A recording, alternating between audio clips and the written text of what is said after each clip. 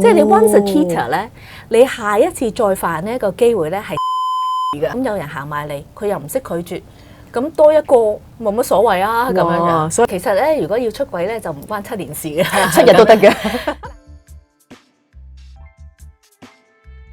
男男女女加點情趣 ，Hello Hello， 歡迎你收睇啊！我係 Alison 侯嘉明 ，Hello， 我係 Kman 李嘉文。係，記住啦噃 ，subscribe 我哋 ETNet 嘅 YouTube channel， 咁我就逢星期4夜晚10點鐘首播見啦。咁同埋如果你有任何問題啊、話題想我哋講嘅話咧，可以 WhatsApp 俾我哋又得 ，email 俾我哋都可以㗎。嗱，我哋今日10呢個話題咧，相信好多嘅夫妻啦，甚至情侶咧，都會有可能諗過呢樣嘢，又甚至乎經歷過呢一樣嘢嘅。我哋嘅話題就係第三者嘅出現。出軌嗱，其實淨係講第三者啊、出軌啊、對自己不忠啊，都有好多唔同嘅定義嘅。係啊，其實點樣去定係唔係出軌呢？呢個其實topic 咧，我覺得係越嚟越普遍啊！即係總會有一對情侶，我哋認識嘅，或者係夫婦又好，情侶啊，都係發生緊呢啲事，或者係曾經面對呢啲事。咁當然啦，即係你話出軌，咁我哋都有一個大家嘅一個即係普遍嘅認知嘅。咁可能係兩方面啦嚇，即係真係有性接觸嘅，嚇或者係動咗真情嘅，即係 emotional 同埋 sexual 嘅咁樣樣。咁呢啲咧係我哋即係不嬲普遍咧嘅一個 understanding 係關於出軌。即係一講出軌就大約係諗到係發生啲咁嘅事啦。咁但係其實而家近年我哋而家呢個嘅世代講緊有好多嘅 social media，咁就變咗嗰條線咧，有時咧就係比較係好因人而異啦。即係譬如好簡單 ，cyber sex 係咪出軌咧？即係嗱，有啲人就接受到嘅喎，有啲人會覺得，咦，我同佢 physically， 我同佢肉體上。可能見都未見過㗎，係啊，咁但係只不過就係喺個即係online 交友 app 嗰度係啊，同佢 flirt 下啫嘛，或者同佢 sexting 啦咁樣樣嚇。咁嗱呢啲咧就好因人而異，接唔接受，即係接唔接受到啦咁樣樣。咁普遍女性都唔係好接受到個男伴會係咁樣樣嘅。但係咧男性咧好多時候都會覺得，咦，我 physically 我冇同佢有呢個即係性行為、肉體行為。咁都其實未必係一定係叫做出軌啊咁樣樣，咁所以有呢啲嘅情況咧，就會係有大家有唔同嘅理解咯。係，咁所以其實一對 couple 都應該自己得閒無事都要傾定先。係啊，冇錯啊，係啊，講定先嚇，即係譬如我條底線喺邊嘅，呢啲分手㗎啦咁樣嘅話，係啊，呢啲我接受唔到嘅，咁大家都有個共識啊嘛，都係嘅。但係其實點解會有出軌嘅問題出現嘅咧？呢個係好複雜嘅，即係我覺得有時好多時候嘅一啲 couples 嚟到去，即係有時可能揾我傾啊咁樣樣。嗱，你當然你話睇嗰個點啊，即係一個去出軌，一個係被出軌，你睇嗰個點，好似就覺得一定係出軌嗰個完全唔啱晒，或者被出軌嗰個就係一定係受害人。咁但係係咪咁簡單呢？即係感情我自己就覺得呢，有時你睇嗰個點，可能就會容易係話邊個啱邊個唔啱。但係其實感情嘅嘢呢，就又唔係話咁 absolute 嘅，即係咁絕對嘅。即係你真係要去睇返響嗰個出軌嗰一點之前，其實佢哋嘅即係感情係點啦？發生過啲乜嘢嘢啦？大家有冇努力過啦？即係呢啲咁有啲係可能好努力過，但係對方仍然都係咁樣樣喎。咁可能去到某一個嘅時候，佢覺得已經頂唔順啦。咁然後外來又有一個引誘嘅時候，咁呢啲位其實就要睇下一個人嘅定力咯。咁大致上咧，其實講即係出軌嘅原因有一個非常之強嘅可以即係預測到嗰個感情會唔會出軌嘅咧，或者會唔會遲早出事嘅咧咁樣樣，咁就要好睇返咧，就係睇到通常咧出軌嘅情侶啦或者夫婦咧，都係當中有一個人咧已經係好耐長時間係對個關係啦，同埋對嗰個性生活咧，即係咧係已經係非常之呢個低滿足感噶啦。即係其實呢個唔係話一時三刻話哇，即係嗰刻我突然間想出軌，而係其實係即係裏邊已經係儲埋翻嚟噶啦咁樣樣。嗱，其實我知道咧，男士或者係女士出軌嘅原因咧，都可能有少少嘅唔同，又甚至乎男士對女士，或者係女士對男士出軌咗之後個反應咧，都可能好唔同嘅喎。好唔同呢個咧就真係好睇到 gender difference 啊！係我睇到真係一個男女咧嘅分別啊！好多時候咧，有一個 study 好得意嘅，就係問翻個男性佢出軌嘅時候，佢有冇諗過離婚嘅？哦，佢有冇諗過咧？就係話，即係同佢而家呢一個嘅伴侶咧，係就係分手，冇諗過。44% 咧嘅男士佢出軌嘅時候，佢係冇諗過要離婚嘅。哦，唔怪之得咁多小三嘅出現啦，係咁樣樣嘅。咁但係咧，女性就好唔同。女性咧，如果佢真係去講緊，即係佢決心。就係話啊，我同另外一個人一齊啦，係 OK，我想同嗰個人即係發展另外一個關係啦。即係而家唔係講緊 one night stand 嚇，即係佢有一個第三者出現咧嘅時候，好多女性咧係其實已經好 ready 咧去離開佢而家嗰個 relationship 啦。只不過佢就係需要一個人俾佢一個勇氣，或者俾佢一個理由去行走，即係 step out of 呢個 relationship 係咁樣樣嘅，所以就。即係幾得意啦！呢度都有男女之別嘅。係喎，但同埋咧，我都聽過有啲人講咧話，哇 ，once a cheater, always a cheater，即係你犯過一次咧，永遠都會係咁噶啦，係咪嘅咧？嗱，我哋講 statistics 啦嚇，咁樣樣。咁啊有一個研究咧，就係Archives of Sexual Behaviour 2017年咧就有做過嘅一個即係研究。咁原來咧係真係大機會啲嘅，即係你 once a cheater 咧，你下一次再犯呢個機會咧係3倍嘅。哦，係啊，咁所以嗱，因為可能即係呢個我會覺得係咁啦，即係佢已經嗰鋪人啊已經啟動咗啦。咁同埋要去睇翻就係話，即係可能佢第一次之後佢有冇後果要承受咧？咁冇嘅時候，咁佢可能整下佢又會覺得原來得嘅喎，又得嘅喎，why not 係咪啊？又有另外一個 temptation，另外一個引誘嚟嘅時候，咁佢可能又係覺得咦，即係都係冇後果啦。或者我哋會睇到好多嘅 pattern 咧。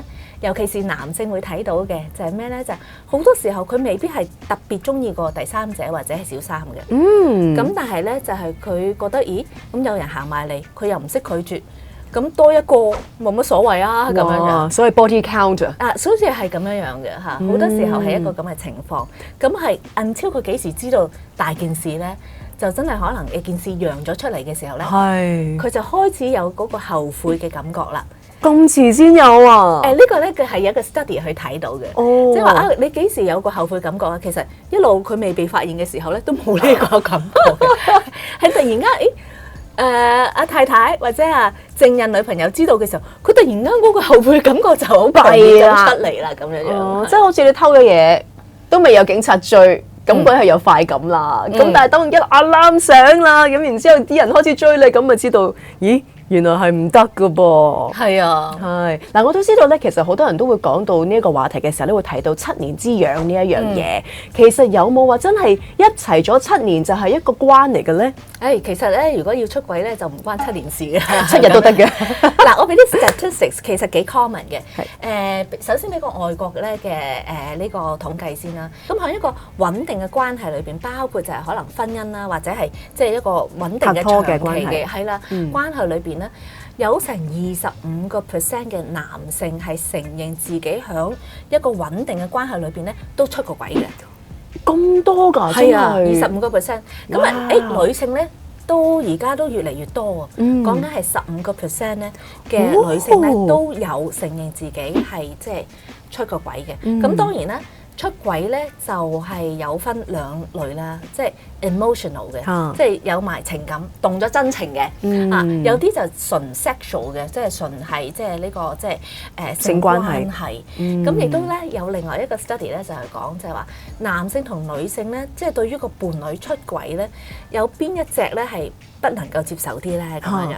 咁男性咧係唔接受咧，即係自己嘅女性 partner 咧同別人咧有一個肉體嘅關係。即係呢樣嘢對佢嚟講係難啃啲嘅。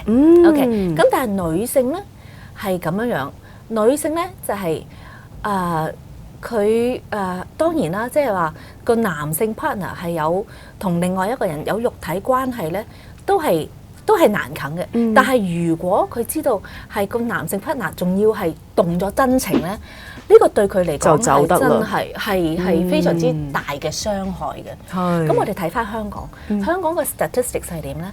有一個訪問咧，就係即係都係訪問翻一啲即係有長期關係啦，或者係響婚姻嘅狀態裏邊咧嘅男女嚇，男同埋女咧嚇，即係總括嚟講咧，都有成23%啊，承認自己咧就喺一個長期嘅關係裏邊咧以外，都同其他人咧即係有即係另外嘅一個即係感情嘅咁樣樣。哇，感覺上咧好似好唔穩陣咁樣嘅，以為即係譬如話喺 Covid 期間啦，呢個疫情期間大家喺屋企困獸鬥嘅時候，咁應該冇得出去出軌啦啩？但係原來又唔係嘅喎。係啊，點解嘅咧？因為咧，原來咧，就喺個 Covid 咧，有好多嘅研究就即係睇翻啦嚇。咁原來咧，就係喺好多嘅婚姻裏邊咧，都睇到就係當中會有一啲 partner 咧，就係喺個 Covid 期間咧，就係咧係好多嘅 online sex、cyber sex 同另外一個人咁樣樣嚇。咁可能係悶一滯啦，或者係有啲譬如我諗喺外國就係可能突然間要隔離，咁夫婦或者係啲 couples 都要即係喺唔同嘅地方住，咁或者就可能係即係好多時候我哋都聽到啊嘛 ，Covid 突然間困獸鬥，交得嗌多啲啊嘛，嚇咁可能就係大家一人一間房，咁然後就即係就各自各咯，係各自各啦咁樣樣嚇。其實真係如果真係有出軌嘅情況出現嘅時候咧，都會有啲身邊人會問啊咁。點算好咧？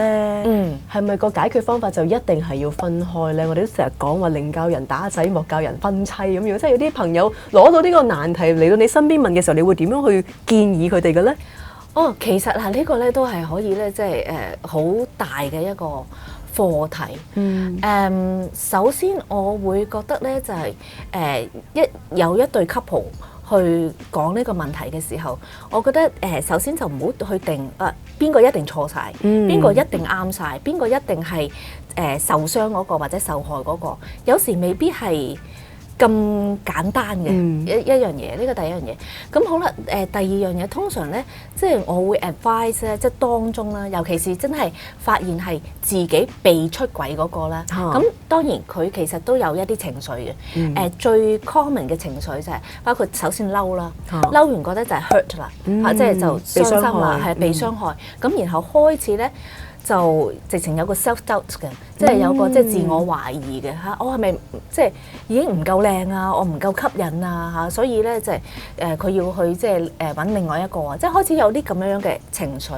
咁我覺得最緊要第一樣嘢咧就係一知道發生嘅時候唔好 make 一個 judgment 住，呢個反為係最緊要。係，因為好多時候咧，即係即係知道嘅時候，當然可能好癲啊，係咪？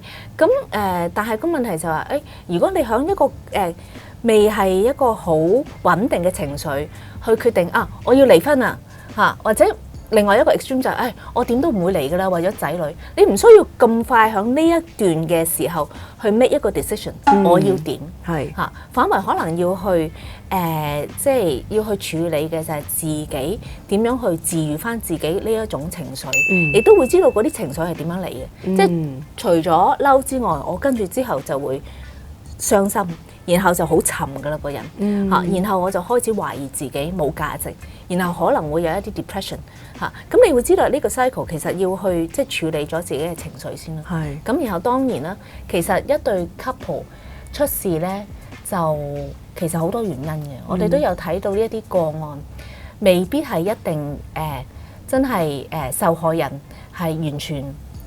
唔需要負責任嘅嚇，咁亦都未必係真係出軌嗰個係完全係一個衰人嚟嘅，即係當中有好多嘅問題，係咪日積月累嘅一啲問題咧？其實都要去處理咯，咁樣樣嚇，因為我哋去睇返，其實出軌咧最容易嘅兩個人生點係咩咧？第一就係太太懷孕嘅時候。係呢個係一個即係好容易出事嘅位。另外一個點咧，如果講男性，就係佢50歲打後。哦，因為50歲開始，即係啲嘢已經係建立咗啦，係咪個責任又差唔多復原嘅嚇。咁當如果佢係一路長期喺一個唔開心嘅關係裏邊咧，佢可能就係喺呢個時間嘅時候，佢就開始就會做一啲係好平時估佢唔到嘅嘢咁而即係呢個其實同真係個太太懷孕咧嗰個性需要突然間即係滿足唔到嗰種嘅出軌又好唔同，即係其實要去處理即係50歲之後嘅一啲即係男士嘅一啲即係出軌咧嘅個案啦嚇，嗰個複雜性其實係即係強好多。嗱，我哋下一集咧就會繼續呢一個話題，但係咧會俾大家一個10大，就係10大嘅出軌先兆啦。大家都可以 check 一 check，睇下你嘅伴侶有冇呢啲嘅先兆咧。我哋下個禮拜同樣時間見，拜拜。如果想緊貼最新最齊嘅生活消閒資訊，即刻下載 ETNet 財經生活 App， 或者上 etnet.com.hk 睇啦。